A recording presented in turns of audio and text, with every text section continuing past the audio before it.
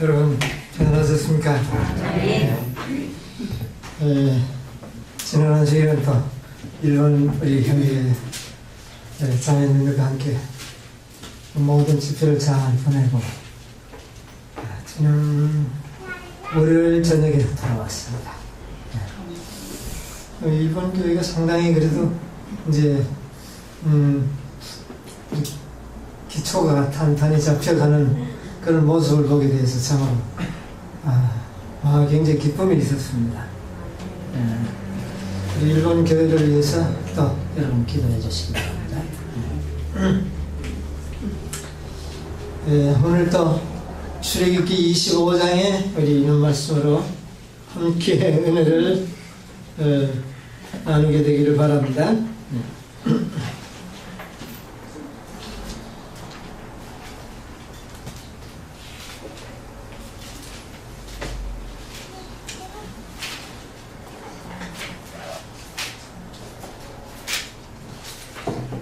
출애굽기 25장 23절로부터 있는 말씀을 제가 읽겠습니다.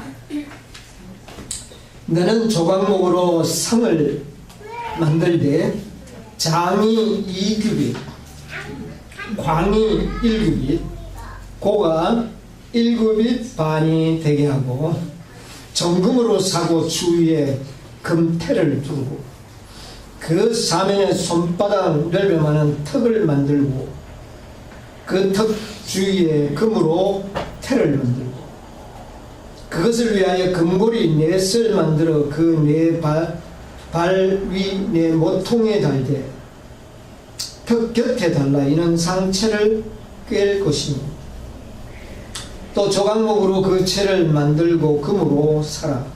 상은 이것으로 맬 것입니다.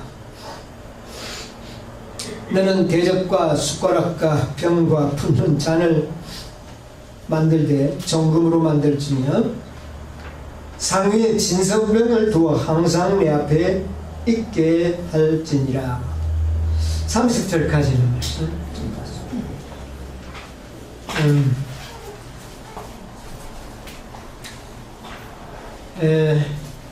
오늘은 이 성소 첫째 칸에 있는 떡상에 대해서 좀 말씀을 드리려고 합니다. 하나님께서 이 법궤를 만드는 것을 지시하고 난 다음에 두 번째로는 이 진설병상, 그러니까 떡상을 만드는 것을 이렇게 지시해 주시는 그런 장면을 우리가 보고 있습니다. 이 떡상은 이 법궤와 마찬가지로 조각목으로 만들었습니다. 광이 얼마나 만들라고요? 장은 2규빗이면 한 90cm 되겠습니까? 한 90에서 한 1m 이렇게 사이를 보면 되겠습니다. 이 상 넓이를 말하는 거죠. 길이. 그 다음에 광은 1규빗. 그러니까 이 넓이. 높이는요? 1규빗 반. 1.5규빗. 그런데 이 떡상의 높이와 무엇의 높이가 동일하다는 것을 보게 됩니까?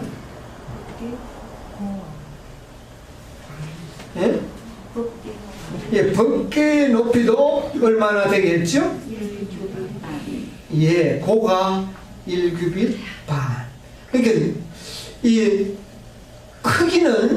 크기는 다르지만 높이는 어떻습니까? 똑같습니다. 이 문제에 좀 주목을 약간 하시고, 그 다음에 조각목을 만들고 그것은 전부 무엇으로 둘러쌌습니까? 정금으로. 그래서 이 역시도 이 성소의 모든 기구는 예수님의 상징하고 예수님의 사명을 상징합니다. 그렇기 때문에 조각목은 역시 예수님의 인성과 그 다음에 금은 신성을 이렇게 상징한다고 보면 되겠습니다. 그리고 이제 이렇게 한 90cm 정도 되는 요 상보다 조금 이 정도 90cm면 요 정도 되겠습니까? 요런 상인데 여기 이제 요런 턱을 만들었어요. 턱을 약간 이렇게 만들었는데 턱 모양이 아마 요렇게 요즘 우리 그 한국에서 밥상에 보면 옛날 상들이 보면 가에 요렇게 태를 만들어서 이렇게 만드는 거 보셨죠? 아마 그런 식으로 사방에 이 턱을 만들어서 이렇게 만들어졌다. 그래서 뭐 그릇도 잘 굴러 떨어지지 않도록 이렇게 안정감 있게 하고 이렇게 만들어진 것을 볼 수가 있어요. 그러니까 아주 순수한 떡상입니다. 떡상. 자, 그런데 성소의 모든 기구가 다 중요한데 법회가 가장 중요했죠. 이것은 궁극적인 정말 우리 그 구속 사업의 그 목적을 보여주는 그런 하나의 기구였습니다. 그 다음에 지성소에서 가장 가까운 기구가 뭐냐 하면은 사실은 분향단입니다. 그런데 분향단을 만들려고 먼저 하지 않고 무엇을 먼저 만들도록 했느냐 하면은 떡상입니다. 이 떡상을 먼저 만들도록 하셨어요. 이것도 상당히 의미가 있다고 저는 생각을 합니다. 중요한 것은 정말 쉬지 말고 기도하는 것이 굉장히 중요합니다. 분향단은 하나님과의 관계를 상징하는 기도의 생활을 상징한다면 떡상은 뭐를 상징할까요? 예, 그리스도의 말씀을 상징합니다. 예, 그래서 기도도 중요하고 모든 것이 중요하지만 여러분 우리가 믿음 생활 속에서 가장 순서적으로 봤을 때는 이 말씀을 첫째로 가까이 해야 합니다. 기도보다도 기도가 덜 중요하다는 뜻을 말하는 것이 아니라 순서를 말하는 것입니다. 우리는 첫째 하나님의 말씀을 가장 가까이 해야 합니다. 여러분 우리가 말씀이 굶으면서 계속 기도하면 어떻게 될까요?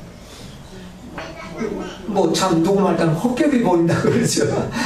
헛것이 보인다 그렇게 얘기해요. 우리가 가장 우리 신앙생활에 순서적으로 봤을 때는 말씀을 접하는 일이 참 중요합니다.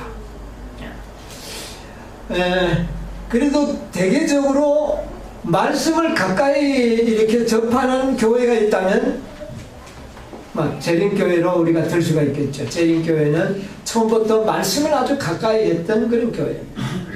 좀 개신교회들도 경우에 따라서는 열심히 하지만 대체적으로 봤을 때는 그들은 뭐를 가까이 잘 하지 않습니까? 개신교회들은 이 말씀을 별로 개인적으로 가까이 하지 않습니다. 그러나 그들은 뭐는 중요시 합니까? 기도. 새벽 기도 가서 열심히 기도하죠. 참 중요하지만 뭐가 없는 말씀을 가까이 하고 말씀을 먹지 않는 그런 상태에서 기도 많이 하는 것은 상당히 좀 순서가 맞지 않다고 그렇게 생각을 합니다.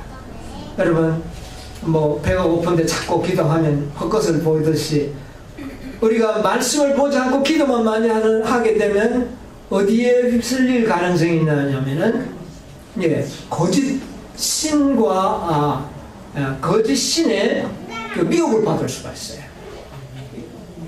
그렇게 됩니다. 헛것을 보는 것이죠. 참 영과 연결되지 못하고 헛신, 거짓 신과 연결되는 그런 위험성이 있다는 것을 우리가 보게 됩니다. 그러므로 우리의 신앙생활 속에서 말씀을 먼저 접하고 말씀을 먹고 사는 이 생애가 얼마나 중요한가를 아마 여기에서 좀 보여주시기 위해서 법계 다음에는 이렇게 떡상을 만들도록 그렇게 하시지 않았는가 그렇게 좀 생각을 해봅니다. 우리 요한복음 6장에 보면 이런 말씀이 있습니다. 이 떡상을 상징하는 가장 실제적인 말씀인데요. 요한복음 6장 48절에 보면 내가 곧 생명의 떡이로다. 내가 곧 생명의 떡이로다. 그러니까 예수님께서 이 성소의 모든 기구는 다 예수님을 상징한다고 이렇게 제가 말씀을 드렸는데, 떡상도 예수님을 상징하고 또 떡도 예수님을 상징합니다. 근데 제일 중요한 것은 떡이 중요한 것이 아니라 첫째는 떡상이 중요합니다. 그렇죠. 떡은 아무데나 있어요. 그렇죠. 집에서 먹는 떡이 거룩한 게 아니고 어디에 진설된 떡이요? 성소 떡상 위에 진설된 떡이 거룩한 것입니다. 그러므로 첫째가 거룩한 것은 제물이 아니요 제단이라, 우리 그런 이야기를 우리 가정경배에서 배웠지 않습니까? 그러므로 우리는 이 떡상, 예수님은 우리의 떡상이 되시고 그 다음에 그 위에 떡도 되시는데, 그것을 잘 상징하는 말씀이 바로 내가 진실로 너희에게는 내 살과 피, 생명의 떡이다. 이것을 우리에게 말해주는 의미를 가지고 있습니다. 내가 곧 생명의 떡이다. 그 다음에 58절이 뭐라 그랬어요? 이것은 하늘로서 내려온 떡이니 조상들이 먹고도 죽은 것 같지 아니하여 이 떡을 먹는 자는 영원히 살리라. 첫째, 우리는 영적인 생활을 하기 위해서는 첫째 영양 섭취가 되어야 한다는 겁니다. 먼저 말씀을 우리에게, 말씀의 중요성 순서를 여기에 말해 주고 있는 것인데요. 그런데 예수님이 여기에 말씀하시기를 내 살과 내 피는 하늘의 바로 생명의 떡이라, 그렇게 이야기를 했거든요. 55절 보세요. 내 살은 참된 양식이요 내 피는 참된 음료로다. 예, 그러니까 내 살은 참된 양식이요 내 피는 참된 음료다. 그러니까 곧 이것은 무엇을 말합니까? 이것은 곧 예수님의 희생을 우리에게 일깨워주는 것이거든요. 그리스도의 죽으심, 그 말씀, 그 약속, 언약이 우리에게 영생을 가져다 준다고 하는 것을 여기에서 단적으로 보여주는 그런 말씀이죠. 그런데 이 떡상에는 떡이 몇 개가 진설되어 있었느냐 하면은 우리 출애굽기 25장의 30절에 보면 12개의 떡이 놓여 있었다는 것을 보게 됩니다. 30절에 상위에 진설병을 두고 항상 내 앞에 있게 할지니라, 그렇게 했는데 여기는 12덩어리의 떡이 있었다는 것을 우리가 보는데요. 레위기 24장 7절에도 거기에 관련된 말씀이 나옵니다. 한번 보겠습니다. 레위기 24장 7절.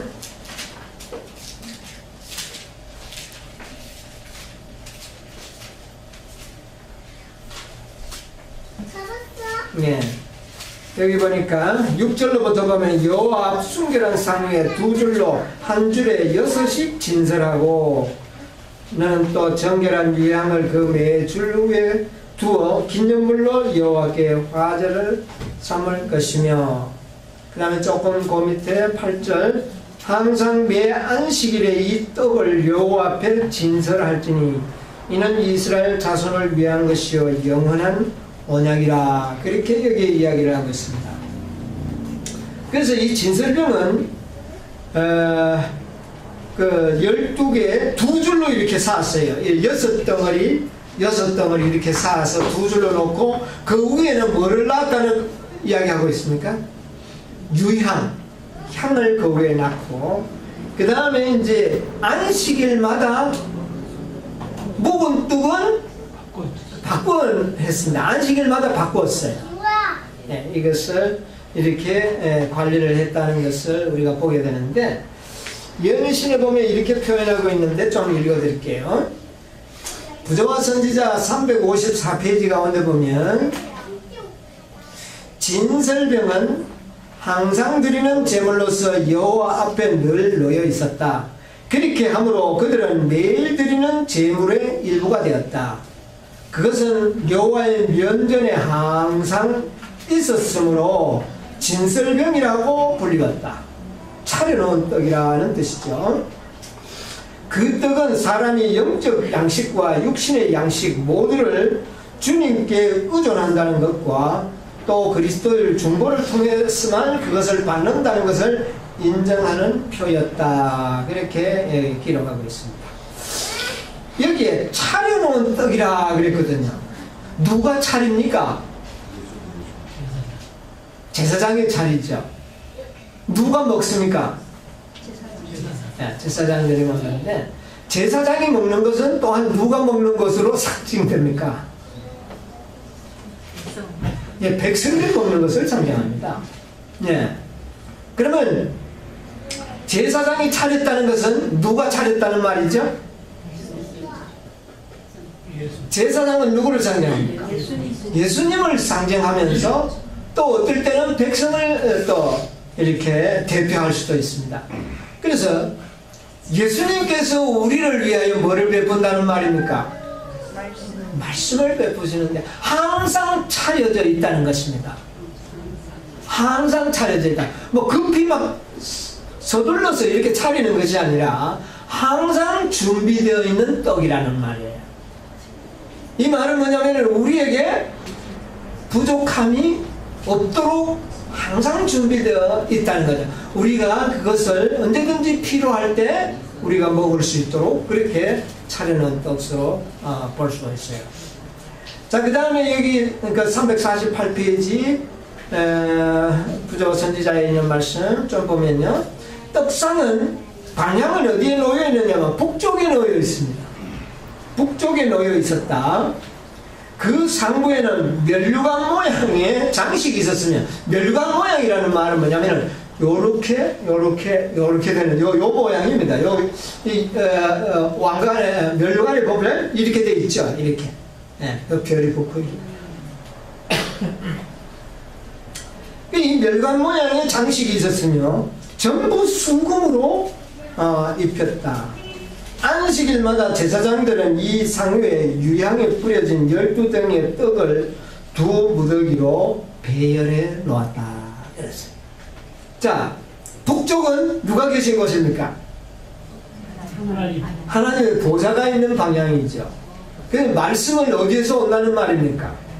하나님 하늘로부터 온다는 그런 의미를 가질 수 있고, 그 다음에 그 태가 이런 멸류관 모양의 장식이 붙어 있었다는 말은 뭐냐면 하나님의 언약의 말씀 속에는 우리의 승리의 약속이 보장되어 있다고 하는 의미를 가질 수도 있습니다. 우리가 하나님의 말씀을 통하여 하나님의 말씀을 믿음으로 우리는 승리의 삶을 살 수 있다는 의미를 함축할 수 있습니다. 이 모습. 그래서 이 모든 성서의 기구의 모양이나 이 치수나 이런 것들이 다 의미를 가질 수가 있다는 것이죠. 예.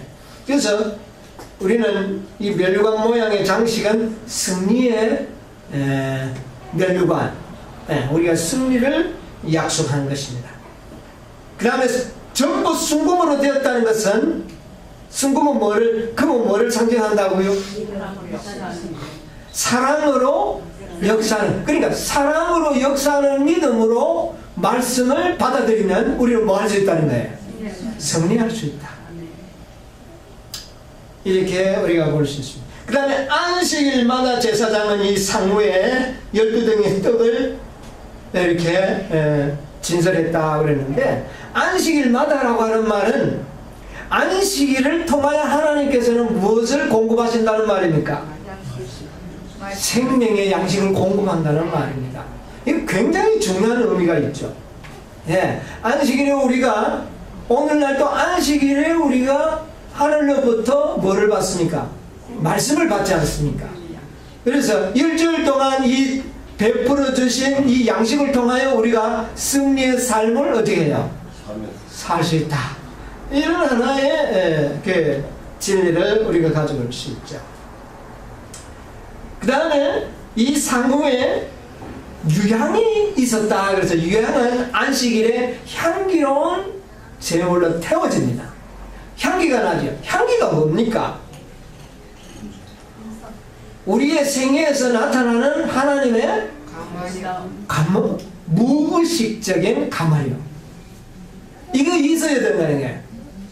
그래서 우리는 정말 안식일에 여섯 동안 승리의 삶을 산 사람들이 안식일을 잘 지키는 이 생애는 무의식적인 어떤 무엇을 나타낸다는 거예요. 유향이 될 수 있다는 거예요. 이것은 하나님께서 지극히 거룩하게 여기시는 그런 제사라. 우리의 생애가 그렇게 될 수 있다. 이것을 우리에게 보여주는 것이죠. 그래서 유향은 우리가 바로 우리의 품성의 향기를 상징한다. 그렇게 볼 수가 있고요. 그 다음에 거기 보면 이런 말씀이 또 있는데, 그리고 그러면 이 떡을 갈아치우고 난 다음에 그 묵은 떡은 버리는 것이 아니라 누가 먹느냐면은 제사장이 먹습니다. 제사장이 이제 그것을 먹어요. 예, 이것은 그 떡을 먹었다는 것은 정말 그 제사장은 아까도 하나님을 대표할 수도 있지만 백성을 대표할 수도 있다는 것입니다. 그래서 그 떡을 먹는다는 말은 그 하나님의 말씀이 우리 간합된다, 성취된다. 뭐 이런 간합과 성취를 또 의미를 가질 수 있다고 그렇게 봅니다. 자, 그러면 떡은 누가 만드는지를 한번 보겠습니다. 레위기 24장 5절 6절에 보면, 너는 고운 가루를 취하여 떡 12를 굽되 매 덩이를 에바 10분의 2로 하여 여호와 앞 순결한 상위에 두 줄로 한 줄에 6씩 진설하고. 예. 자, 너는 뭐를 만들라? 고운 가루로 떡을. 이 너가 누구냐면 모세를 보고 이야기합니다. 제일 최초에 이 떡덩이를 누가 구웠느냐 하면은 모세가 직접 구웠습니다. 여러분, 모세는 누구를 상징하는 인물입니까? 예수 그리스도. 뭐냐? 이 진설병의 떡상의 말씀은 누구의 말씀입니까? 예수 그리스도를 상징합니다. 태초에 뭐가 계시니라? 말씀이 계신 예수님의 이름 중에 또 하나의 이름이 있는데 그것은 곧 말씀이라고 하는 이름입니다. 그래서 예수님은 바로 하나님의 말씀이라고 하는 그런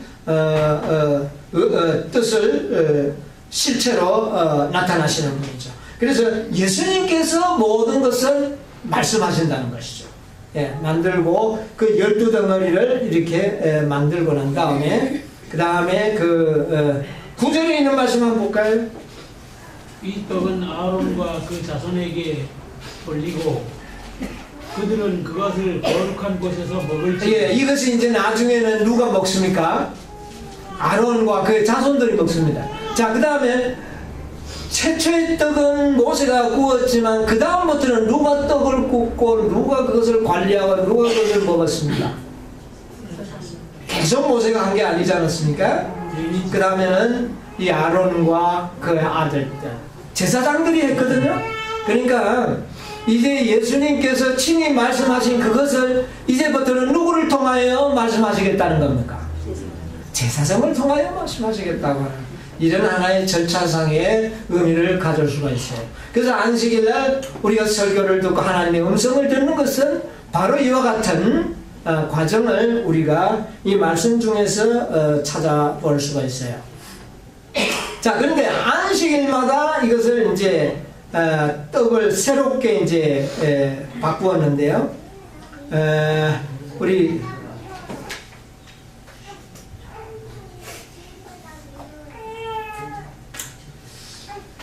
이 부조와 선지자에 있는 말씀을 보면 안식일마다 이제 새로운 떡을 차려놓는 이 의미를 좀 우리가 생각을 해야 되는데, 여러분, 이 안식일에 먹는 이 내 살과 내 피는 진정한 정말 이 피를 먹는 자는 영생을 얻으리라. 그러니까 살과 피는 무엇입니까? 무엇을 얻게 하는 것이에요? 생명을 얻게 하는 것입니다. 그러면 이것은 진정한 의미에서 이것은 뭐와 같은 역할을 하고 있습니까? 생명과의 역할을 하고 있는 것입니다. 그러니까 안식일마다 우리는 뭐를 먹는 것입니까? 생명과를 먹는 것으로 여기에서 상징하고 있다는 것이죠. 그러므로 오늘날 우리도 뭐를 먹는 것입니까? 생명과를 먹어요. 어느 날? 안식. 예, 이게 바로 안식일의 복입니다. 자, 그 날을 복주사. 그런데 그 날에 뭘 먹는 날이에요? 생명과. 네, 이거 보통 복이 아니지 않습니까? 안식일을 지켜서 우리가 구원받는 것은 아니지만 안식일을 통하여 뭐를 늘 공급받는다는 말이에요? 생명과를 공급받는다는 말입니다. 우리가 영생을 지속하는 조건으로서는 뭐를 먹어야 되죠? 생명과를 먹어야 됩니다. 근데 그것이 어느 날이라는 말이죠? 안식일이라는 의미를 여기 가르쳐주고 있는 것이죠. 안식일마다 새로, 그러니까 하늘에는 생명과가 한 가지만 아니에요. 그 나무에서 맺히는 과일의 종류를 12종류의 생명 과일을 맺는다 그러죠. 그래서 안식일마다 하늘로서 우리에게 내려주는 생명 과일의 맛이 어때요? 좀 다르다는 얘기입니다. 12가지의 생명 과일을 우리에게 공급해 주겠다는 것이에요. 이 안식일의 복이 얼마나 큽니까?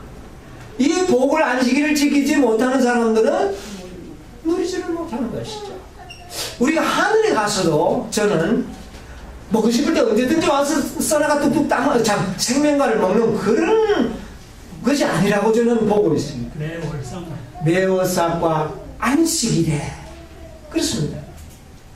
매월삭과 안식일에 우리는 그 하나님의 보좌성 안에 들어와서 그 나무에 달리는 생명과를 그때 먹게 될 것입니다. 네. 그래서 우리는 이것은 매우 중요한 진리를 우리에게 가르쳐주고 있다는 것이죠. 그런데 시편 23편 5절에 여러분 무슨 말이 있는지 아시죠? 시편 23편 5절에 여호와는 나의 목자시니 쭉 나가다가 5절에 무슨 말씀이 있습니까? 주께서 내 원수의 뭐예요?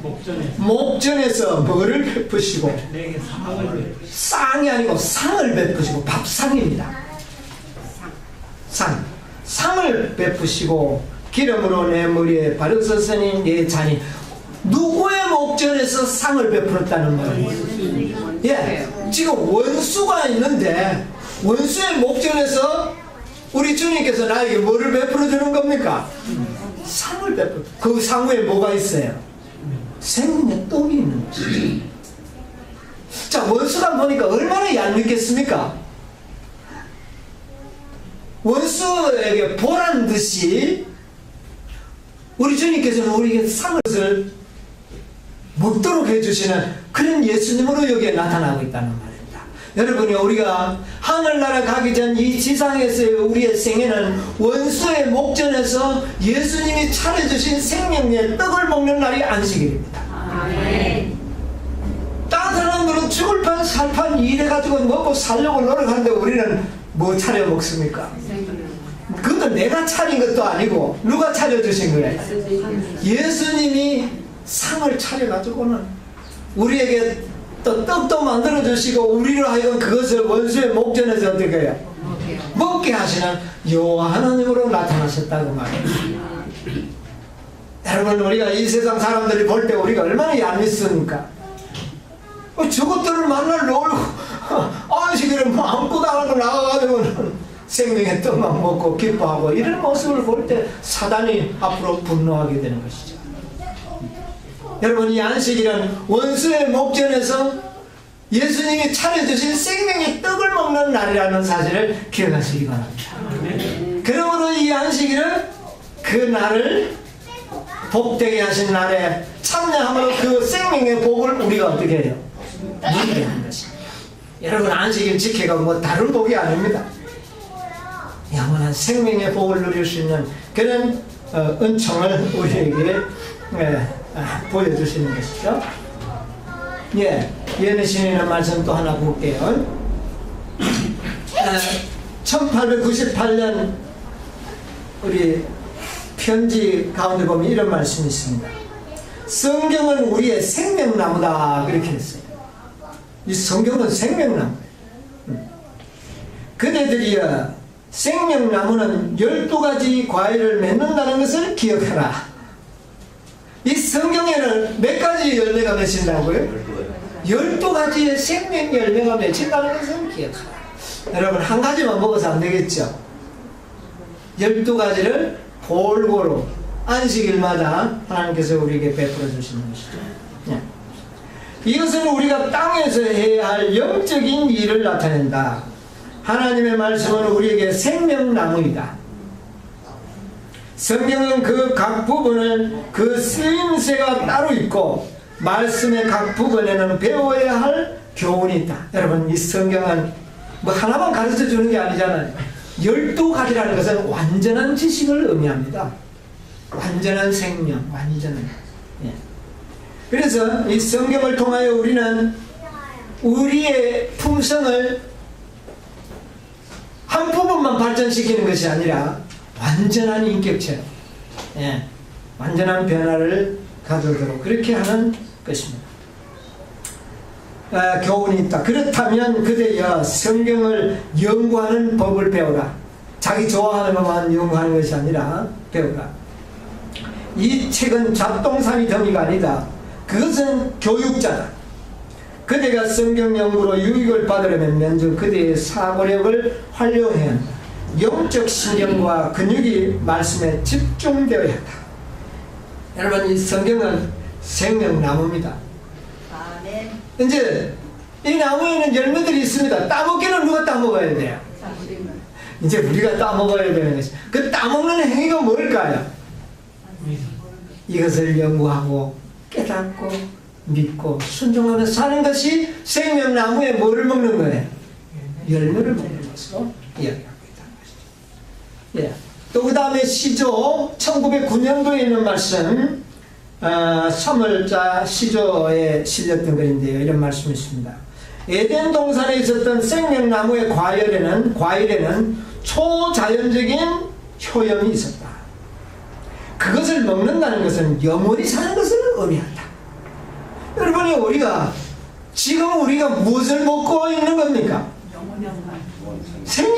생명과를 먹으면 영원히 사는 거 확실합니까? 네. 영생이 여러분 다른 것이 아닙니다.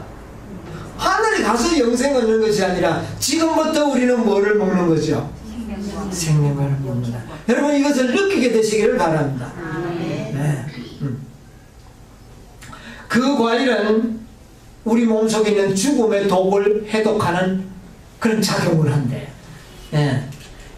그 잎사귀들은 생명과 불멸성을 지탱하도록 하는 것이다. 재가 들어온 후에 하늘의 농부께서 생명나무를 위에 있는 낙원으로 옮겼었다. 에덴 동산에 있었던 그 생명나무를 어디로 옮겨가 버렸습니까? 하늘로 옮겨갔습니다. 그러나 그 가지들은 담을 넘어서 낮은 세상에 걸려있다. 이곳까지 그 가지는 내려왔다는 것이죠. 그렇게 표현을 했어요. 예.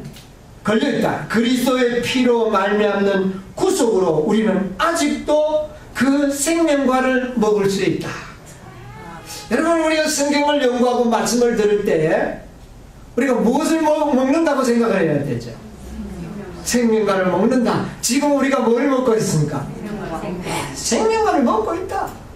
생명과를 먹고 있다는 이 사실 자체는 곧 내가 영원한 생명을 누릴 수 있다고 하는 확실한 그 약속인 것이죠. 그리스도에 관한 말씀 중에 그 안에 생명이 있었으니 이 생명은 사람들의 빛이라. 네.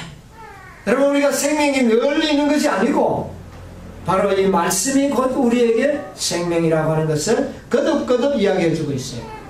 그 다음에 원고 67에 있는 말씀도 좀 읽어드리겠습니다. 우리를 위해서 심으신 생명나무 이런 제목하에 사람의 아들들은 악에 대한 실천적 지식을 갖고 있지만 우리 지금 이 세상에는 악의 지식은 다 가지고 있다. 그러나 그리스도께서 이 세상에 오신 것은 그가 그들을 위하여 생명나무 곧 그 잎사귀들은 만국을 소성케 하는 나무를 심으셨다는 것을 보여주시기 위함이다. 예수님이 이 땅에 가서 뭐를 심었다고요? 생명나무를 심었다. 여러분, 십자가는 생명나무입니다.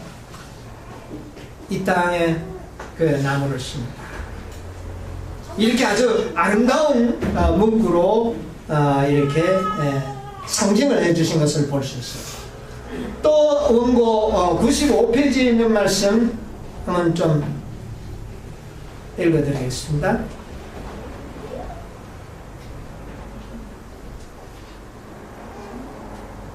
생명나무 잎사귀들이 그대들에게 주어졌다. 이 나무 잎사귀는요, 열매는 영양인데 잎사귀는 뭐라고 표현했느냐면 치료제라고 표현하고 있습니다. 여러분, 우리가 뭐 요즘도 보면 보통 약을 만들 때 뭘 가지고 많이 할게요? 열매보다는 잎사귀를 많이 이용하죠. 그걸 보면 참 재미있는 표현인데, 이 잎사귀들은 이 치료제라고 이야기하고 있어요. 그것들은 꿀과 송이꿀보다 더 달다. 그것들을 먹고 그것들을 따서 먹고 소화하라. 그리하면 그대의 연약한 마음이 사라져 버리겠다. 여러분, 강한 믿음을 갖기를 원하죠. 그런데 우리가 이 말씀들을 먹고 잘 소화하면 연약한 마음이 사라지고 강한 믿음이 생길 것을 여기에 이야기하고 있습니다. 여러분, 우리가 믿음을 강하게 하는 다른 방법이 없습니다. 말씀을 잘 먹고 뭐 하는 겁니까? 소화를 잘 시켜야 돼요. 저는 이 위장이 별로 어머니를 통해서 별로 좋지 않은 위장을 좀 유전으로 받았는데, 조금만 잘못 먹으면 위장에 장애가 와요. 장애가 오면 머리도 팅해지고 안 좋은 걸 제가 잘 아는데, 소화를 잘 시켜야 돼요. 이 말씀의 소화. 여러분, 육신의 음식을 소화를 잘 시키려고 하면 어떻게 먹어야 됩니까? 음식을 속히 먹어야 됩니까? 천천히. 또 어떻게 해요? 꼭꼭 씹어서. 처음에는 단맛을 못 느끼지만 씹으면 씹을수록 단맛을 느끼는 그런 방법으로 하나님의 말씀을 깊이 연구하면 강한 믿음의 소유자가 될 수 있다는 것이죠. 하나님 믿음 주십시오. 이렇게 기도보다는 물론 그것도 필요합니다. 그러나 실제적으로는 힘을 얻는 것은 이 생명 과일을 먹음으로써 말씀을 깊이 연구함으로 그렇게 될 수 있다. 하나님의 말씀을 깊이 연구하는데 깨달음이 올 때 뭐가 생기는 겁니까? 깨달음이 올 때 그게 믿음이에요. 네. 그래서 하나님을 아는 것이 무엇이라 그랬습니까? 영생이라 그랬거든요. 그 지식 자체가 믿음이 됩니다. 그래서 우리는 연약한 믿음을 강하게 하는 방법은 바로 그런 방법으로 우리는 할 수가 있습니다. 자, 우리 요한복음 6장에 있는 말씀을 정말 이것은 우리 바로 이 진설병 떡상이 우리에게 보여주는 실체의 장면을 우리가 보게 됩니다. 예수님께서 직접 이 땅에 오셔서 하신 말씀들입니다. 47절로부터 보면 내가 진실로 진실로 너희에게 이르노니 어떤 자는요? 믿는 자는 무엇을 가졌나니? 왜 영생을 가졌습니까? 악한 자라도 생명과일만 계속 먹으면 어떻게 된다는 이론을 알고 있습니까? 영생을 얻지 않습니까? 그래서 에덴 동산에는 죄인이 뭐를 먹지 못하도록 하기 위해서 생명과를 먹지 못하도록 천사를 통하여 지켰다는 것을 우리가 알게 되는데, 우리가 믿는 믿음의 실체는 무엇이라고요? 믿음은 실체가 뭐예요?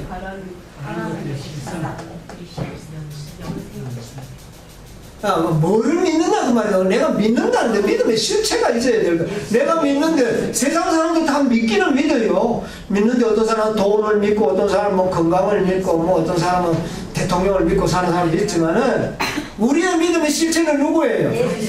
예수님의 실체는 뭡니까? 우리에게 나타나는 실체. 말씀입니다. 그래서 말씀을 믿는 자는 무엇을 가졌나니? 그러니까 그 말씀이 우리에게는 뭐예요?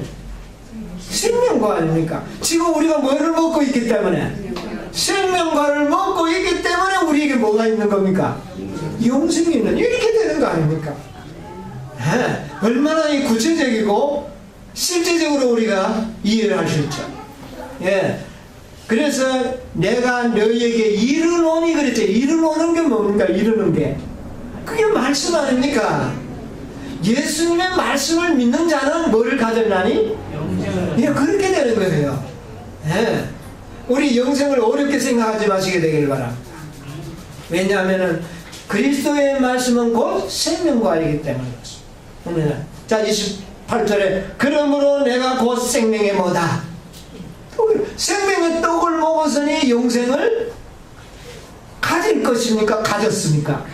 가졌노니 그렇게 되는 것이에요. 이런 모든 진리를 떡상을 통하여 우리가 배우게 되면 영생이 먼 훗날에 있는 것이 아니라 영생을 우리가 누리며 산다고 하는 이런 축복을 깨닫게 되는 것이죠. 이게 바로 믿음이 되는 것입니다. 네. 우리가 지금 내가 영생 속에서 살고 있다는 이 자체가 얼마나 큰 믿음 아닙니까? 그렇잖아요. 지금. 네. 이것이 우리의 믿음이 되어야 돼. 네. 51절에 그랬잖아요. 나는 하늘로서 내려온 산떡이니 사람이 이 떡을 먹으면 뭐하리라? 여러분 이 요한복음 6장을 오늘 돌아가서 이제 자세히 읽으면 좀 새롭게 깨달음이 올 겁니다. 개성하게 이야기하는 것은 그 말입니다. 사람이 이 떡을 먹으면 뭐하리라? 영생하리라. 우리가 그 떡을 지금 현재 뭐하고 있어요? 먹고 있습니다. 네, 먹고 있습니다. 영생하리라. 나의 줄 떡은 곧 세상의 생명을 위한 내 살이로라. 곧 그리스도의 죽으심, 이것은 바로 생명의 우리의 떡이 된다고 하는 것을 우리에게 이야기합니다. 그러시면서 63절에는 극적인 말씀을 하시죠. 그걸 이 제자들이나 이스라엘 백성들이 잘 깨달았느냐, 잘 못 깨달았어요. 아, 어렵도다 하고 다 도망갔어요. 근데 그 결론이 뭡니까? 63절에 살리는 것은 영이니 육은 무익하냐. 내가 너희에게 뭐한 것이? 내 말이 곧 영이요 생명이라. 여러분 영생을 어렵게 생각하지 마시기 바랍니다. 그렇다고 하여 영생이 뭐 별거 아니라고 또 생각하지는 마십시오. 여러분 이 말씀은 곧 뭡니까? 여러분 우리가 저 옛날에 돌아가서 진짜 생명과를 먹는 그 기분으로 말씀을 먹으시면 된다고 말입니다. 우리가 하나님의 말씀을 연구할 때 나는 지금 생명과일을 맛있게 먹고 있다고, 그러므로 나는 영생할 수 있다는 믿음을 가지고 사신다면 얼마나 여러분의 이 세상이 행복하겠습니까? 이런 믿음이 우리에게 필요한 것이죠. 생명과일. 거기에 대한 6장 53절로 6장 63절 그 참조문 그 성경에 있는 그 표선이가 한번 읽어봅시다. 아까 읽었던 말과 같은 내용이지만 좀 더 여기 구체적으로 잘 설명이 나와 있습니다. 생명나무 과일을 먹은 거기요? 예, 그리스도는 내 살을. 그리스도는 내 살을 먹고 내 피를 마시는 자는 영생을 가졌고 마지막 날에 내가 그를 다시 살리리라. 이는 내 살은 참된 양식이요 내 피는 참된 음료로다. 내 살을 먹고 내 피를 마시는 자는 내 안에 거하고 나도 그 안에 거하나니 살아계신 아버지께서 나를 보내심에 내가 아버지로 인하여 사는 것 같이 나를 먹는 그 사람도 나를 인하여 살리라. 살리는 것은 영이니 육은 무익하니라. 내가 너희에게 이른 말이 영이요 생명이니라고 말씀하신다. 이것이 생명과일을 먹는 것이다. 이것이 뭐를 먹는 것이다? 생명과일. 아, 여러분 이것을 아주 완전한 믿음으로 받아들이시게 되기를 바랍니다. 아, 네. 여러분이요, 우리는 지금 생명과일을 주님께서는 우리에게 주셨습니다. 그런데 많은 사람들이 이 성경을 보면서도 이렇게 성경을 믿고 보는 사람이 몇 명이나 있느냐 그 말입니다. 이게 곧 생명 과일인데, 이게 곧 생명입니다. 예, 여러분, 그리스도의 말씀을 믿는 것은 생명 과일을 먹는 것입니다. 아멘. 여러분, 우습게 생각하지 마십시오. 오늘 안식에 우리 주님께서 한 상을 우리에게 베풀어 주셨습니다. 우리가 하늘에 가면 은식탁에서 예수님께서 허리에 띠를 두르시고 우리의 식탁에 시중 드는 모습을 기록해 놓은 것을 여러분 보셨지 않습니까? 꼭 그때만 우리가 주님께서 우리에게 시중 드는 것이 아닙니다. 매 안식일마다 우리 주님께서는 허리에 수건을 두르시고 우리에게 한 상을 잘 차려서 우리를 하여금 먹도록 해주시는 주님이심을 기억하시기 바랍니다. 아멘. 이 사랑을 우리는 감사히 누리는 사람 백성이 되어야 합니다. 아멘. 여러분이요, 이 영생의 능력으로 우리가 정말 이 세상에 결코 질 수 없는 것은, 우리가 승리해야 되는 것은 무슨 떡을 먹고 있기 때문입니다. 여러분, 생명의 떡을 먹고도 죽을 떡을 먹고 사는 그 사람을 이기지 못한다면 이게 되겠습니까? 여러분, 오늘 또 우리 주님께서 우리에게 차려주신 이 생명의 떡을, 생명의 과일을 먹고 우리가 이 능력으로 6 동안 우리가 또 승리의 삶을 살고 다음 안식일에 또 새로운 떡으로 우리에게 차려주실 때 어떤 생명의 떡으로 주실 것인지를 기대하시면서 안식일에 우리는 모여야 되는 것입니다. 아멘. 그때 이 안식일은 참으로 복된 날이 될 것이고 생명의 날이 될 것이고 진짜 하나님께 영광을 돌리는, 우리가 그 먹고 기뻐할 때 우리 하나님께서 얼마나 기뻐하시겠습니까? 이게 바로 선물이라는 것입니다. 아멘. 우리 나연이 어제 자기 아빠가 미국에서 선물을 사다 주니 좋아서 여러분, 이게 선물 받는 사람들의 마음이죠. 여러분, 우리 오늘 또 우리 주님께서 우리를 위하여 시중 드시면서 우리에게 차려주신 이 생명 과일을 먹고 우리 6 동안 승리의 삶을 사는 저와 여러분의 생애가 되시기를 간절히 바라면서 말씀을 마치도록 하겠습니다. 아멘.